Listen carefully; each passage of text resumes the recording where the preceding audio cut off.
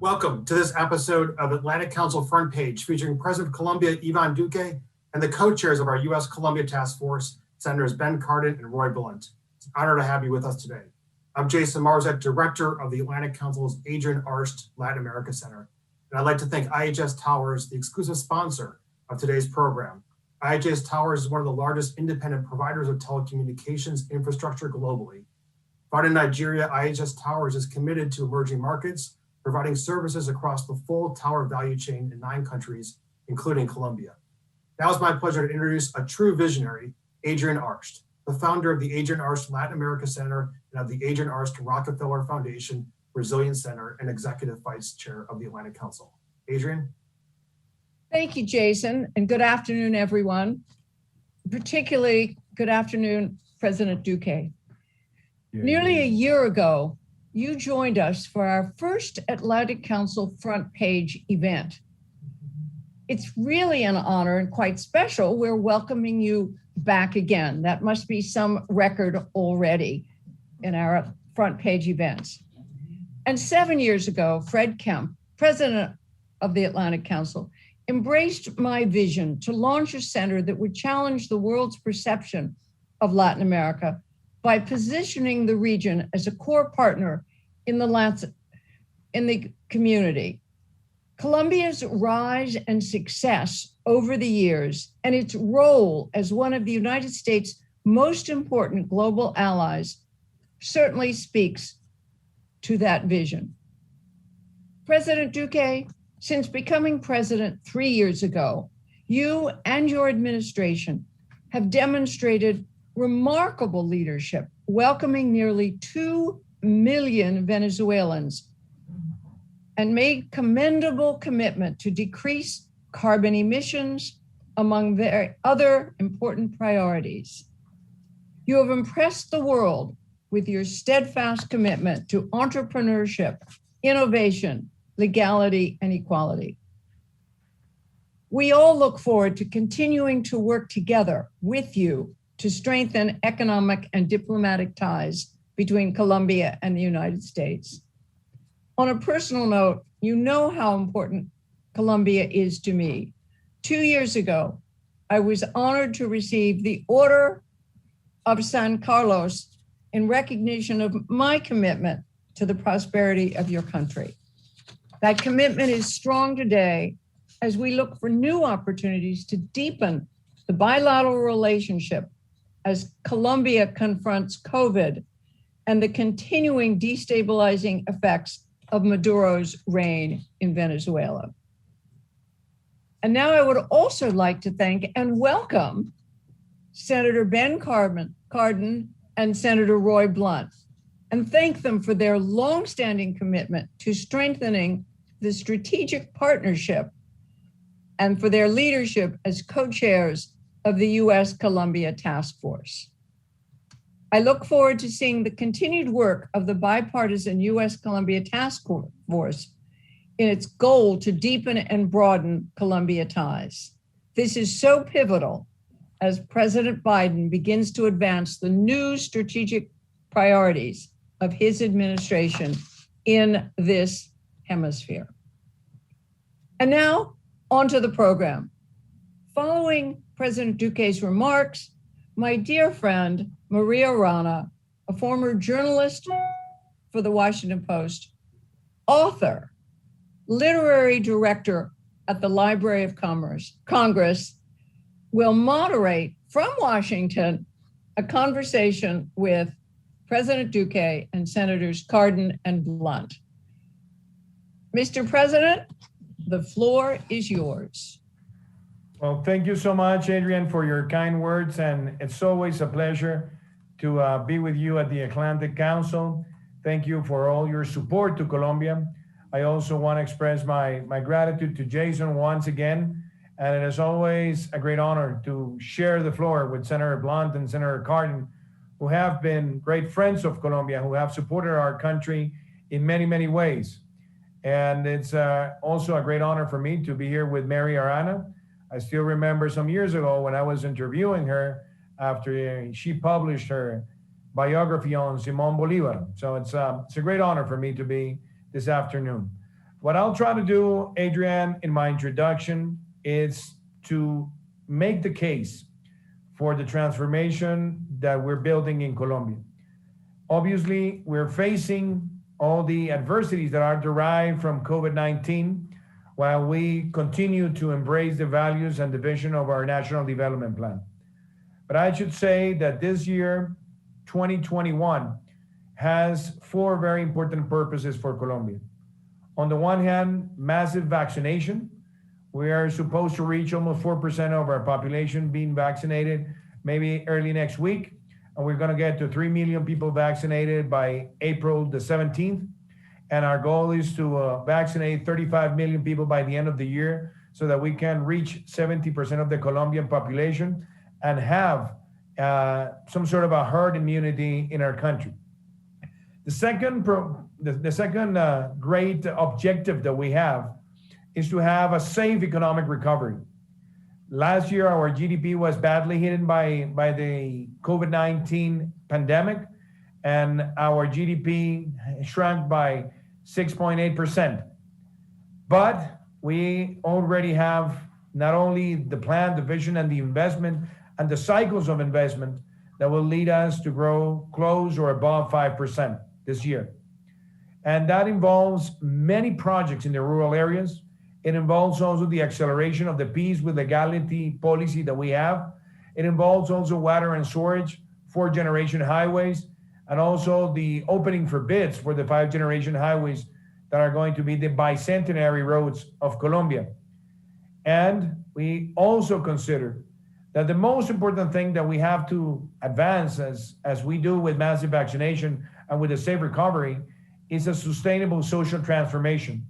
So we're about to present before Congress a bill that would allow us not only to protect the poorest of the poor by managing all the social programs that we created in the midst of the pandemic so that they will become permanent programs and we will reach almost 20 million Colombians by providing benefits on something close to 5 million families, so that we are not going to have setbacks on all the advances that we made reducing poverty. But we also want to stabilize our national finances for the short and long term.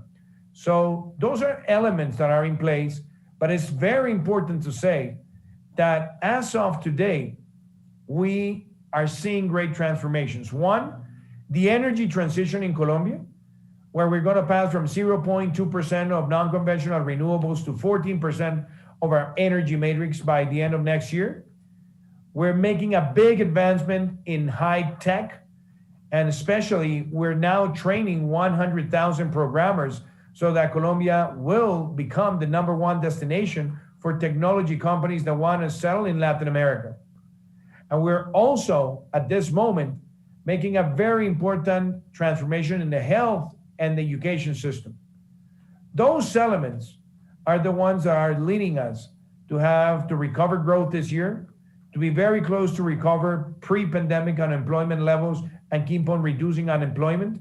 But more importantly, we want to move very fast in the policy of the peace with legality, where now we have already finished more than 1,000 projects in the areas that historically had been badly affected by violence. All this transformation that has taken place in Colombia has had the support of the United States. And Senator Blunt and Senator Cardin, I should recognize always that the support that we have gotten from the United States has been bipartisan and has been bicameral. And I think Colombia represents maybe one of the most successful foreign policy programs that has been implemented with the United States, because it has been focused not only on security, but using trade to promote investment and generate jobs.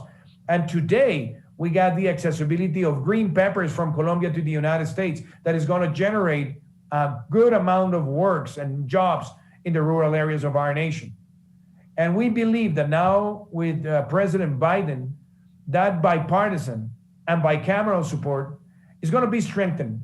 And one of the issues where we want to strengthen the bilateral relationship is also connected to attending the humanitarian crisis in Venezuela that has generated the biggest migration crisis in the world today.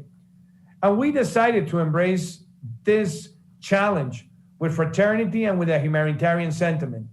And we have granted temporary protection status to 1.8 million migrants in Colombia that will have their migration card with all the biometric technology, so that we have all the right information to grant them rights, but at the same time to be able to connect with them and understand what their needs are, so that they can also benefit from programs such as the massive vaccination program. So we're working with the United States in this very important matter.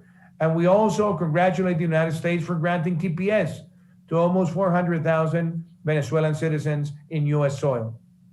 But more importantly, next year, and I will finish with this, and this is something that I know Mary and Anna would love, next year, we'll be celebrating 200 years of diplomatic relations between the United States and Colombia.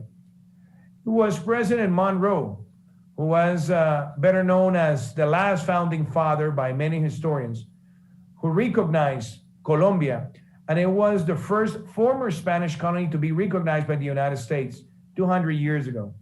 And it was John Quincy Adams, who at the time was the Secretary of State. And the man who made this happen was a diplomat that was living in the United States of America. His name was Dr. Torres Trujillo, de Trujillo y Torres, Manuel de Trujillo y Torres. He was known at the time as the Colombian Franklin, and he passed away a few days after the recognition took place. 200 years where we have shared values and common objectives. And we consider that all the work that has been done with the Atlantic Council, and especially with the support of Senators Blunt and Cardin, we want to turn all the exercise that has been made in the last 3 years into a bilateral foreign policy plan that would cover almost a decade. A new joint action plan that we want to execute with the Biden administration. This could be a new chapter in the bilateral relations, and will pass from the idea of Plan Colombia to have a permanent bilateral program that is based on security, democratic values, trade, but also investment, and something that is very important, and is how we jointly are going to fight the crisis derived from climate change. So I consider that at this moment in time, there is a good momentum to strengthen the bilateral relationship between the United States and Colombia, keeping the great value of being a focus that comes from a bipartisan, bicameral, state-of-the-art policy. With that, I will leave that my introduction to have this dialogue. And once again, Jason, Adrian, and Senator Blunt and Cardin, it's a great honor for me to be back at the council and to work hand in hand with you so that this bilateral relationship keeps on strengthening. Thank you so much.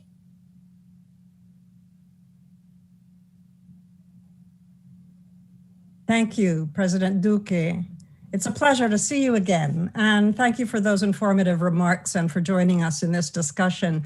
And I do indeed appreciate, having written about the history, that very strong relationship, diplomatic relationship that has existed for 200 years between Colombia and the United States. Well, as President Duque mentioned, Colombia is one of the United States' strongest and most important allies in the world. If a vibrant US foreign policy toward Colombia exists today, it's because of bipartisan consensus and successes.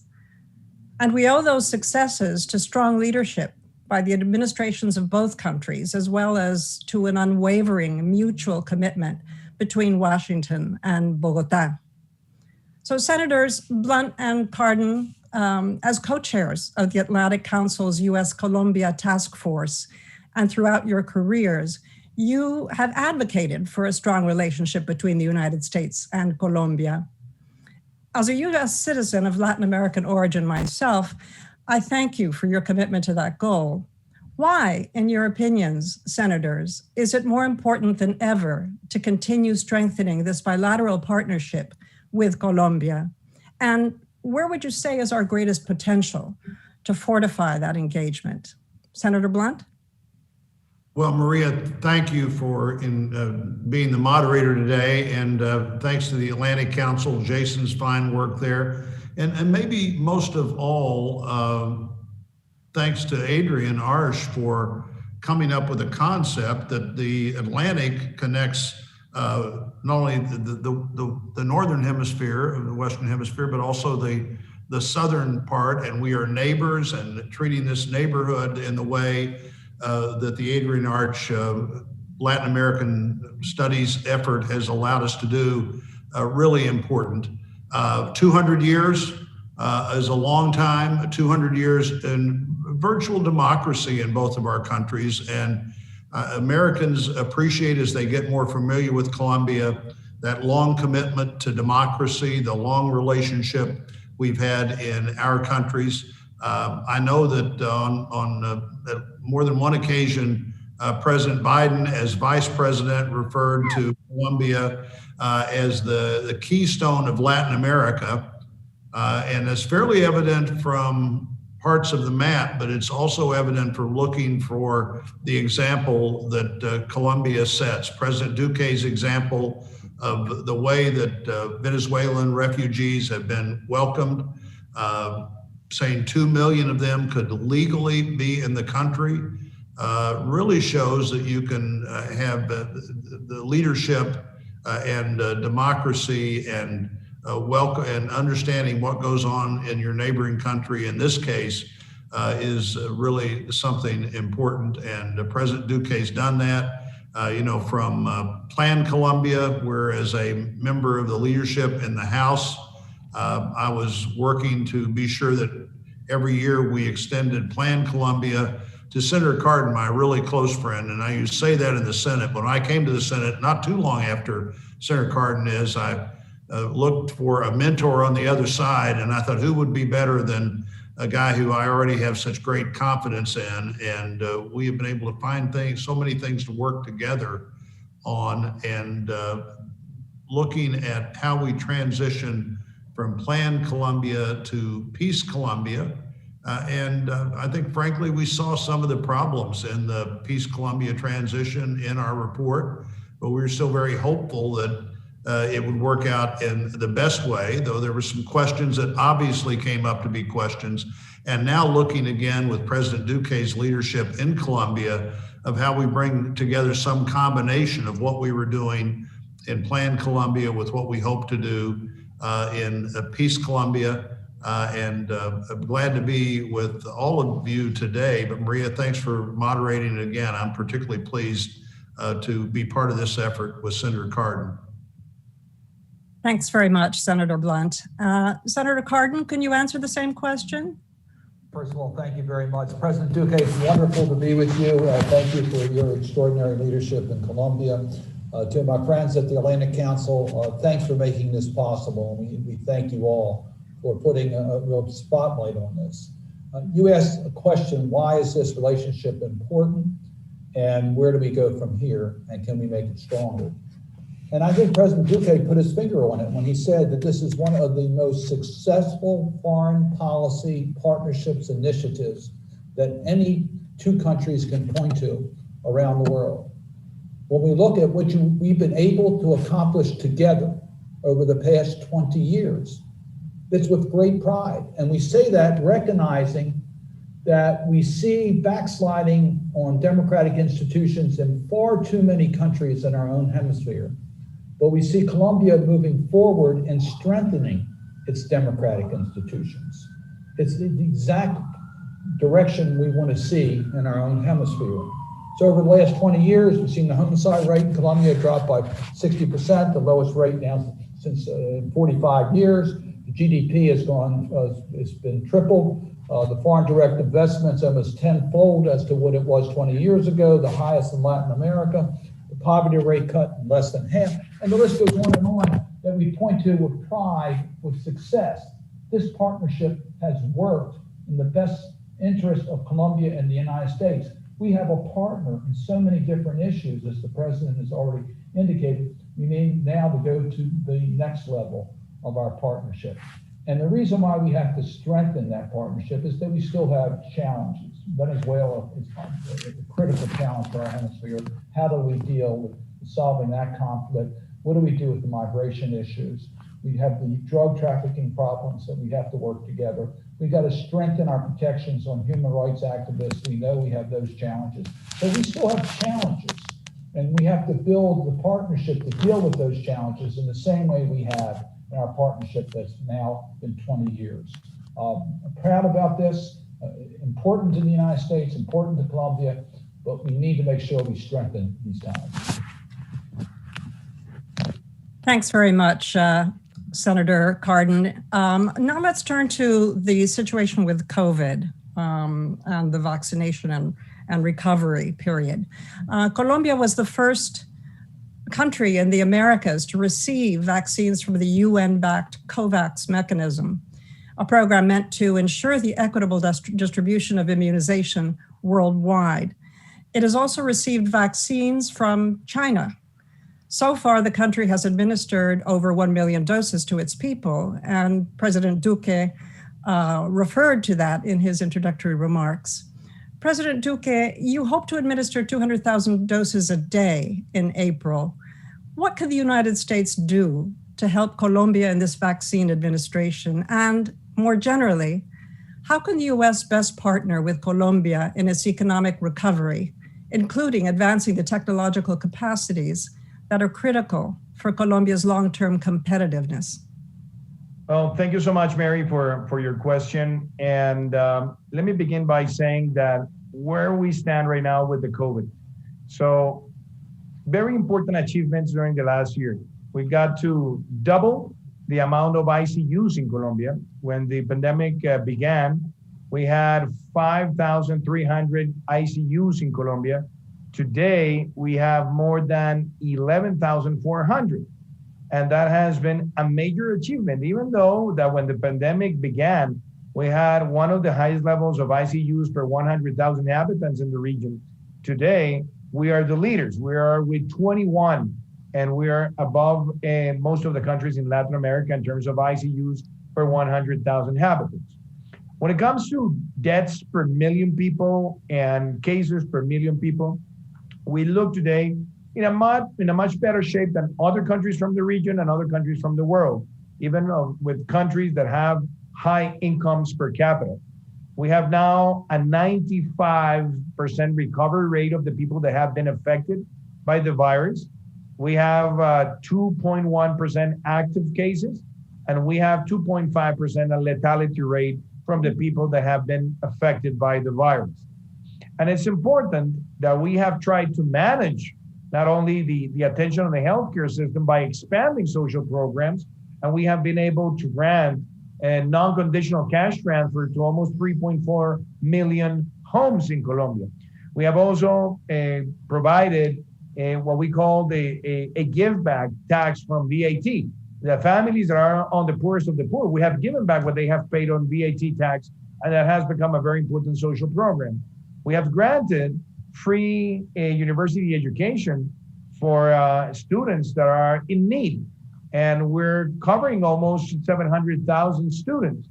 And we have also provided loan guarantees where we guarantee 90% of the loans for many companies. And we have been able to subsidize the payroll to almost 3.4 million workers to protect the employments in Colombia during this year. And we began the negotiations with a dual strategy 6 months ago, where we joined COVAX and we bought 20 million doses for 10 million people with COVAX because it had a limit of no more than 10% of the population. But we also made the bilateral agreements with pharmaceutical companies. We did it with Pfizer. We did it with Johnson & Johnson through Janssen. We did it with Moderna. We did it with AstraZeneca. And we also did it with Sinovac from China. As of today, we have 1.3 million doses that have been applied in Colombia. And we expect to have a growth that will likely reach more than 150,000 per day, maybe in the next month, where we hope by the 17th of April to be around 3 million. And we want to keep that level so that we keep on advancing rapidly. So what can we do? And let me make some reflections on this. I think it has been very important that the US has gone back to the World Health Organization. I think that was a must. And I think it has been a wise move from President Biden's administration to join COVAX, because the importance of COVAX is that we're all paying for the vaccines, but we're a middle income country and the US is a high income country. What we buy from middle and high income countries represents that it's going to ensure the supply of vaccines to the poorest countries around the world. So it's a very important equitable system. Now, I have to say this in a blunt way. What we're seeing internationally is that the distribution of vaccines has been pretty much unequal. And we have countries that have bought vaccines, but they haven't been able to receive not even one. And obviously that has to change. And something that I consider has to be rethinked is that we have seen countries that have bought 4 or 5 or 6 times the size of their population in vaccines. And that certainly disrupts the market.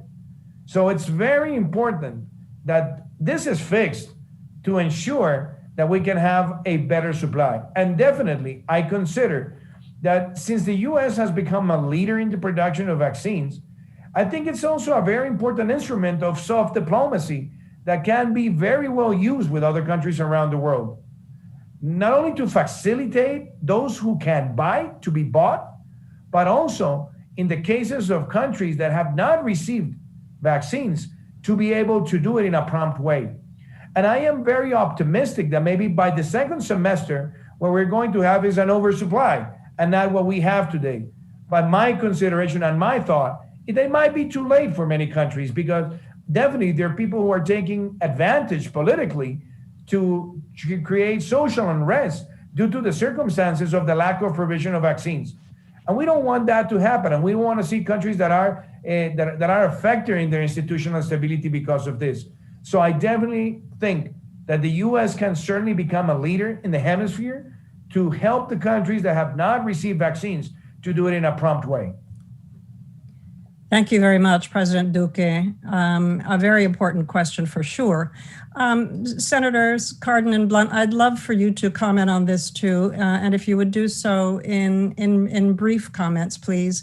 Senator Cardin, you've done so much and have so many accomplishments in general, but you have been a great advocate for human rights. And why is it important to continue deepening US-Colombia cooperation in the fight against COVID-19? How can the anti-epidemic efforts undertaken for COVID actually now help advance US interests generally in the region?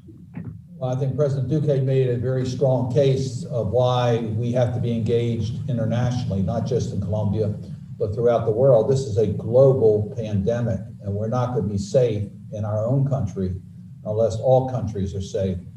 I do want to acknowledge that Senator Roy Blunt's been one of our leaders in the United States Senate on healthcare issues here in the United States and around the world. We recognize that access to healthcare is critically important as far as quality of life, humanitarian issues, but also security issues. People can't get access to healthcare. It's going to make everything very vulnerable. So the fair distribution of the vaccine is critical in the United States, it's critical in Colombia, and it's critical globally. And that means we all need to be engaged. The United States needs to be in the leadership to make sure there is the fair supply to the countries around the world, that affordability is not an issue, that communities that have a hard time getting access to healthcare get that access. And we need to take direction in each individual country to responsible leaders. So in Colombia, we follow the recommendations of President Duque as to how we can help make sure his people are safe in getting the vaccine. Thank you, Senator Cardin. Senator Blunt, you were one of the main champions of the US-Colombia Trade Promotion Agreement, fighting tirelessly for the approval of that trade agreement a decade ago in 2011. This agreement, of course, is instrumental in the US and Colombia business and has led to increased cross-border communications and activity. How will the agreement contribute actually to the COVID-19 recovery? And why is it more important than ever to advocate its full implementation? Well, I'm an advocate of continued greater cooperation, greater investment between our countries. I was a major proponent of the trade agreement with Colombia when we did it. I'd say, first of all, the trade agreement had the Colombian economy in a better shape going into this COVID and border crisis than it would have been in otherwise. it's hard to imagine a country that's been more challenged by two bigger things happening at the same time than Colombia, and President Duque's leadership as he looked at both how to be sure that people have access to the vaccine, to look at the unbelievable cost to Colombia of people coming into the country, fleeing the repressive government and devastated economy in Venezuela. But we were in better shape with our Colombian economy that I'm proud to say I'm glad to be an advocate for and part of than we would have been otherwise. I think we still need to work on being sure we don't have obstacles. Some of those trade obstacles came up as we put tariffs on steel and other things around the world. I think we need to treat our great strategic partner, Colombia, at the highest level of equity as a great partner they are when those things came up. And in terms of the vaccine, it is destabilizing when people feel like somehow they don't have fair access to the vaccine. We need to do our best to be sure that we're assisting our friends in Colombia with vaccines that are available. 35 million vaccines, I think, is what President Duque said was the goal by the end of the year. And that will give a significant level of immunity, but not the full immunity that we need with even more vaccines available. What we don't want, frankly, or in my view, is we don't want other countries who don't have the friendly intentions that we have coming in and providing vaccines to Colombia. One, some of these countries never quite provide the vaccines that the initial discussion says they're going to provide. And two, it needlessly puts a foot in the door of a country that's dedicated to democracy, of a country that's really working to have the rule of law, help grow their economy. And we don't let the healthcare crisis create an open door for other countries that aren't nearly as interested in that as Colombia and the United States are. Thanks very much, Senator. We have actually very little time left, but I don't want to close this program without talking a little bit about Venezuela. President Duque, earlier this month, you signed a decree to grant temporary protected status for 10 years to all Venezuelans in Colombia. This is a humanitarian gesture on a massive scale. Colombia hosts the largest Venezuelan diaspora of over 1.7 million people, or 32% of the 5.4 million migrants and refugees from Venezuela in the world. The temporary protected status, or the TPS, is expected to benefit 2 million people, granting them access to formal employment and to essential services, including healthcare and COVID-19 vaccinations. Mr. President, renewed and expanded international support to your country will be essential for the successful implementation of this newly announced temporary protected status. How could the international community best support Colombia's efforts to integrate Venezuelan migrants and refugees? What will be the medium to long-term benefits of the TPS? Well, thank you, Mary. I wanted to make a comment based on the question that you asked previously, but I'm going to connect it with this. And you were asking, what can the United States do for Latin America and for Yes. Colombia for the recovery? And something that I consider is very strategical at this moment is the concept of nearshoring. And let me put it in this way. It is crucial, and we understand for sure that the United States is also facing its own challenges at home. And I know it's very important, the policy of reshoring some of the investments that was deployed in other parts of the world.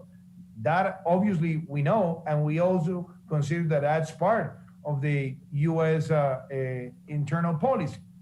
However, if there is a percentage of that investment that cannot be reshored but nearshored in the Americas, that nearshoring is going to trigger investment, is going to trigger employment, and is going to take the advantage of being close to market to generate opportunities in Latin America. And obviously, I don't want to get into US internal and domestic policies, but I made this comment publicly. We all are going to struggle with migration crisis. What we're suffering right now is not going to be the last. And what we're seeing at the southern border of the United States is not going to be the last.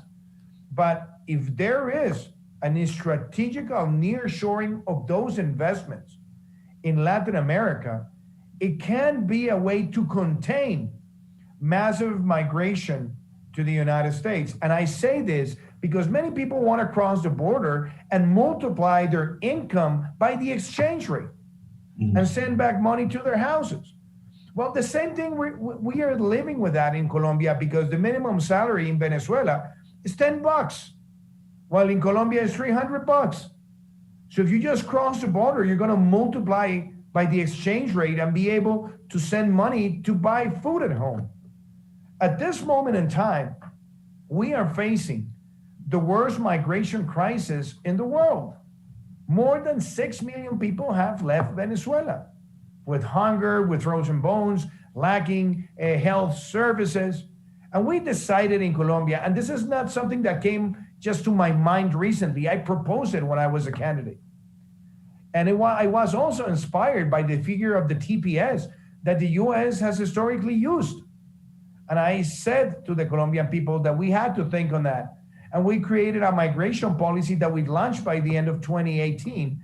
And we have been able to mature in such a way the idea of having a migration policy that today we are going to grant the TPS, and that TPS is going to allow people that already had short-term permits to have a long-term permit of 10 years, and they're going to get their TPS card with biometric information. But those who are informal have to register, and we're going to have the registry having the name, who they are, where they live, what conditions are they're suffering, and also we're going to be able to focus resources for them. But this also takes me to put the concept before your eyes that there was a report that came out a few weeks ago in the United States demonstrating that in the Syrian migration crisis, the whole international community, donor community, had provided more than $3,000 per migrant in the Syrian crisis, and $1.6 thousand when it was related to the South Sudan crisis. But when it comes to the Venezuelan crisis, what the world has been able to mobilize doesn't even get to $300 per migrant. And as of today, the United States has been the major donor for us to attend this circumstance. Obviously, Spain has supported us, Canada has supported us, but we definitely need to connect what has been pledged to the disbursements that are needed. And we consider that if we get to nearshore investments, that if we get to trigger the right conditions, we're going to be able to manage this crisis successfully. And actually, we have made very interesting economic analysis that at the end of the day, looking at this type of migration that is not short term, we have to find through the regularization, the process where they can also contribute to the Colombian economy. But also looking at the long term, and I'll finish with this, the bond that has been created between Colombian and Venezuelan citizens. Once there is light at the end of the tunnel in Venezuela and there is a rebirth of democracy, those who will go back will never forget the bonds that they had created with Colombia. And this can become the engine of social and economic transformation in the years to come for both nations. Those are very great points. Thank you, President Duque. And Senators Blunt and Cardin, following on the same question, would you please comment, and briefly too, because we are wrapping up with this, that although international assistance is critical to the general well-being of the region, the current response to the Venezuela crisis remains insufficient. I think, as President Duque has just said, with those 2020 figures that have host countries receiving $265 in funding for each Venezuelan migrant and refugee, but over 10 times less than the $3,150 that President Duque mentioned that the Syrian migrant refugees received. what additional steps should be taken by the U.S. and the international community to help Colombia resolve this terrible crisis of migration? Well, Senator Blunt? I think we can do more. I think the exact number from the United States in 2020 was $197 million. That's about 100 of that $255 that you mentioned that all the countries in the world sent. We can do more. We should do more. The force multiplier, the strategic partnership, the long-term stabilizing impact of Colombia is incredibly valuable to us. And I really like President Duque's idea of nearshoring. There's going to be a lot of focus on supply chain. A lot of jobs, I think, will come back to the United States, but another vital option can be his nearshoring option, so that you've got a stronger economy there, as well as us reaching out in ways that we uniquely should be willing to do with our friend in Colombia, who is constantly helping us with its neighbors, talking about things in the drug and trafficking and other areas, and how they lead on this is the way we would lead on this, but it's more effective for them to do it because they're neighbors in the exact neighborhood. And so we're grateful. We should understand why people are fleeing Venezuela, and a lack of stability in Colombia or any other country they're fleeing to is not to our advantage. And I hope we can and will do more. So let me add briefly to Senator Blunt's point, because I agree with what he said. And first of all, President Duque, thank you so much for responding to the humanitarian crisis in Venezuela by allowing your borders to accept the refugees. And thank you for giving them status, which is so important. It's a real model for the global community. And you point out long-term benefits it will be in regards to the relationship between your two countries. But I think the people of Venezuela see that peace and prosperity in Colombia needs to be duplicated in Venezuela. So thank you very much for presenting that model. And I agree with Senator Blunt that we can do more, and we need to be leadership within the international community to provide more international recognition to the responsibilities to deal with the crisis caused by Venezuela. That's what happened in Syria. We could have been even with greater help internationally, but certainly we're not doing what we need to in the countries that are impacted by the migrants from Venezuela. Thanks very much, Senator Cardin. And that wraps it up for our conversation. It's been a pleasure to talk to you, gentlemen. I will go back now to Jason. Well, thank you very much, President Duque, Senator Cardin, Senator Blunt, for your important message during today's conversation. Marie, thank you for the moderation. In the midst of an incredibly challenging global moment, your insight, actions as well, have again reinforced all that we've achieved, and also the enormous future potential of what the U.S. and Colombia can achieve together. President Duque, we heed your call on the importance of this moment to further advance a joint bipartisan action plan. And thank you, Senators Cardin and Blunt, for your continued leadership and partnership. We're looking forward to another very productive year with our US-Colombia Task Force members focused on strengthening the bilateral relationship, especially in the midst of COVID recovery, continued peace implementation, and Colombia's important role as a regional leader. Thank you all for joining us for this episode of AC Front Page.